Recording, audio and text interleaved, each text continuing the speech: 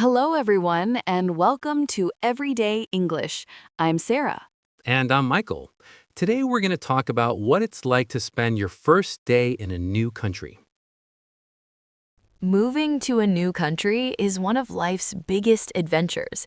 It can be exciting, but also really stressful and confusing. Absolutely. Sarah, you have a great story about your first day in a new country, don't you? I do. It was quite an experience. So, I moved to Japan about 5 years ago for work. I had studied Japanese for 2 years before going, but I still felt completely unprepared. Right, even with preparation. Exactly. The night before I left, I was so nervous. I was excited, of course, because this was my dream job, but I was also terrified. I kept thinking, what if I can't communicate? What if I get lost? What if I embarrass myself? Those are totally normal fears. How did you feel when you actually arrived? Well, the plane landed at Narita Airport in Tokyo, and the moment I stepped off, I felt completely overwhelmed. Everything was different. The sounds, the smells, the announcements in Japanese echoing through the airport. Sensory overload. Yes, and I remember looking at all the signs. Even though many had English translations, seeing all those Japanese characters made me feel lost. I thought, wow, I'm really here. This is real. That moment of realization. So, what happened next? Well, first, I had to get through immigration and customs. That part went okay because the airport staff spoke some English. But then I needed to catch a train to my apartment in the city, and that's where things got interesting. Oh no, what happened? So I had written down the train route on paper before I left, but when I got to the train station, there were so many different lines and platforms. The signs were confusing, and I couldn't figure out which ticket to buy. Right, and you're probably tired from the long flight too. Exactly. I was exhausted, so I stood there for probably 10 minutes just staring at this ticket machine. I tried to ask someone for help in my broken Japanese, but I could see they didn't understand me. That must have been really stressful. It was. I started to panic a little. I thought, how am I going to survive here if I can't even buy a train ticket? But then something good happened. Tell us what happened. A young Japanese woman noticed me looking confused. She came over and asked in perfect English, "Do you need help?" I was so relieved. She helped me buy the right ticket and even showed me which platform to go to. That's wonderful. People can be so kind. They really can, but my adventures weren't over yet. I got on the train fine, but then I got confused about which station to get off at. The announcements were in Japanese, and I missed my stop. Oh no, you got lost again. I did. I ended up in a completely different area of Tokyo. By this time, I was carrying 2 heavy suitcases, I was tired, and I was starting to feel really homesick. I thought maybe this was a mistake. That's such a vulnerable moment. How did you get back on track? Well, I found a small cafe and decided to sit down and regroup. I ordered a coffee in my best Japanese, "Kohio kudasai," and the waitress smiled and brought me coffee. That simple interaction made me feel a little more confident. Right, small victories. Exactly.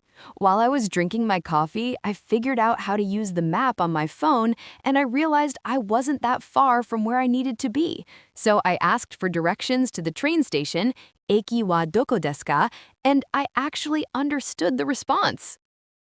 That's great. You were starting to communicate. I was. I finally made it to my apartment building around 8 in the evening. I was exhausted, but proud of myself. I had survived my first day, and I had learned some important lessons. What were those lessons? First, it's okay to feel overwhelmed when everything is new. That's completely normal. Second, people are generally helpful if you're polite and try your best to communicate.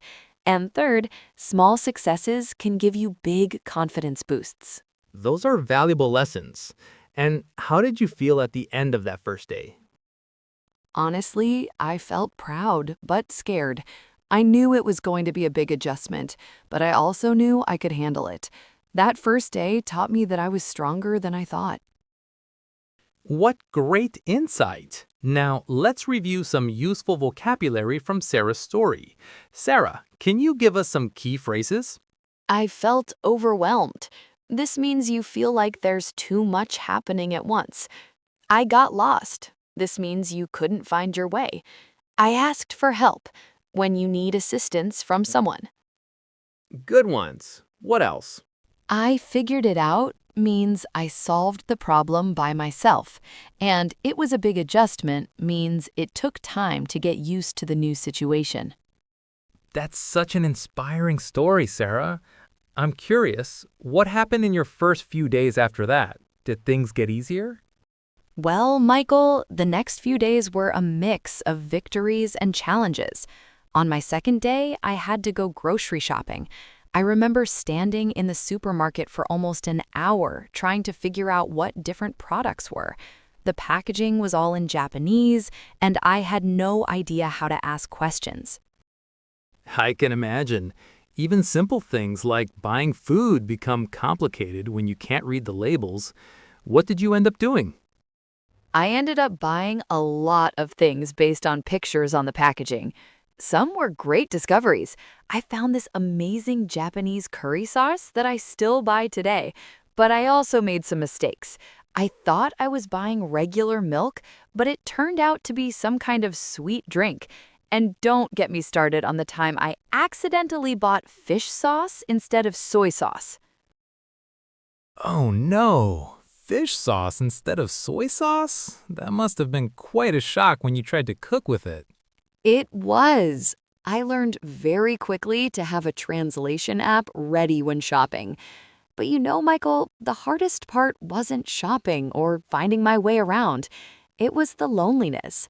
For the first few weeks, I didn't know anyone, and making friends as an adult in a foreign country is really challenging. That's such an important point that people don't always talk about.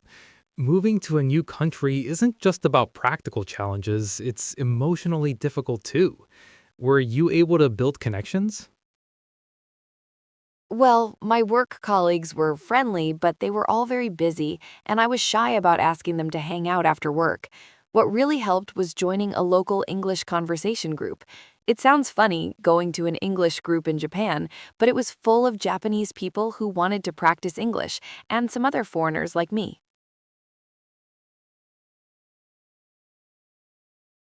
That's brilliant. A language exchange situation where everyone benefits. Did you make good friends there? Yes, I did. Some of my closest friends today are people I met in that group. There was Yuki, who became my first real Japanese friend, and Marcus from Germany, who was also new to Tokyo. We started exploring the city together, trying new restaurants, visiting temples and museums. Having that support system made such a huge difference. Those are wonderful insights, Sarah. Now, looking back, are there any mistakes you made that our listeners could avoid? Oh, definitely. My biggest mistake was comparing everything to home. For the first month, I kept saying things like, "In my country, we do it this way," or "Back home, this would never happen." That attitude made me close-minded and frustrated. Once I stopped comparing and started observing, I began to actually enjoy the differences. Right. Another mistake was isolating myself when things got difficult. When I felt homesick or frustrated, I would stay in my apartment and avoid going out. But that just made everything worse. The best thing to do when you're struggling is to get out, even if it's just for a walk or to sit in a cafe. And here's an important one. I was too afraid to make mistakes when speaking the language. I would avoid conversations because I was embarrassed about my pronunciation or grammar. But mistakes are how you learn. The people who helped me most were patient when I made errors, and they often corrected me gently, which helped me improve. These are such valuable lessons, Sarah. So, to summarize, avoid constant comparisons to home, don't isolate yourself when struggling, and embrace making mistakes as part of learning. Those insights could really help someone preparing for a big move. Let's expand on some more vocabulary that's useful when talking about moving to a new place. Sarah, can you give us some phrases for describing emotions and feelings? Absolutely. I felt homesick. This means you miss your home country or family. I was anxious. This means you felt worried or nervous about the future. I felt isolated. This means you felt alone and disconnected from others. And I was culture shocked. This means you felt surprised or confused by the new cultural differences. Those are great emotional expressions. What about practical phrases for everyday situations? Good question. I need to find my way when you're trying to navigate somewhere new. I'm trying to settle in. This means you're working to make yourself comfortable in a new place. I'm getting used to when you're slowly becoming comfortable with something different. For example, I'm getting used to the food, or I'm getting used to the public transportation system. Excellent. And what about phrases for describing progress and improvement? I'm making progress. I'm picking up the language. Things are looking up. I'm finding my feet, and I'm starting to feel at home.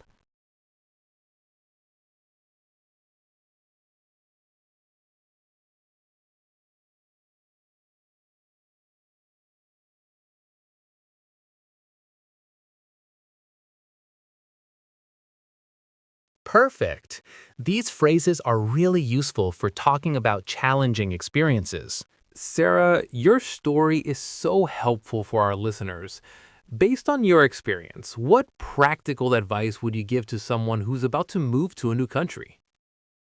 Remember that everyone's experience is different, but everyone goes through similar emotions. You're not alone in feeling nervous or excited or overwhelmed. Take things one day at a time. Be kind to yourself when things don't go perfectly, and remember that adaptation takes time. Most importantly, stay curious about your new environment. The challenges you face will become stories you tell later, just like the story I shared with you today. Right. Try to keep an open mind. Things will be different from your home country, and that's okay. Instead of thinking, this is wrong or this is weird, try thinking, this is interesting or I wonder why they do it this way. And finally, celebrate small victories. Every day you successfully navigate something new is an achievement. That's excellent advice about using specific details. Sarah, before we wrap up, do you have any final thoughts for someone who might be listening to this while preparing for their own big move? Great question. First, prepare as much as you can before you go. Learn basic phrases in the local language, not just please and thank you, but practical things like where's the bathroom and how much does this cost? Second, research the culture. Understanding basic customs and social rules can save you from awkward situations. Right. Third, have important documents ready and organized. Keep copies of your passport, visa, insurance, and any medical information you might need. Fourth, download useful apps, translation apps, maps, local transportation apps, and banking apps if your bank has international services. Those are excellent practical tips. What about the emotional preparation? How can people get ready for the psychological challenges? That's so important, Michael. First, expect that you'll feel homesick. That's completely normal. Plan how you'll stay connected with family and friends back home, but also set boundaries so you're not always looking backwards. Second, be patient with yourself. You're learning a new way of life, and that takes time. For this week's exercise, tell someone a story of a new place you moved to or experienced. That's a great exercise. Remember, stories are one of the best ways to improve your English. They help you practice describing feelings, events, and emotions in a natural way. And remember, when you're telling your story, try to use specific details like I did in my story about Japan. Instead of saying, I had problems, say, I got lost at the train station or I couldn't figure out the ticket machine. Specific details make your stories much more interesting and help your listeners understand exactly what happened. Thanks for listening to Everyday English. I'm Sarah. And I'm Michael. We'll see you next time for another story and more English practice. Until then, keep learning and keep sharing your stories.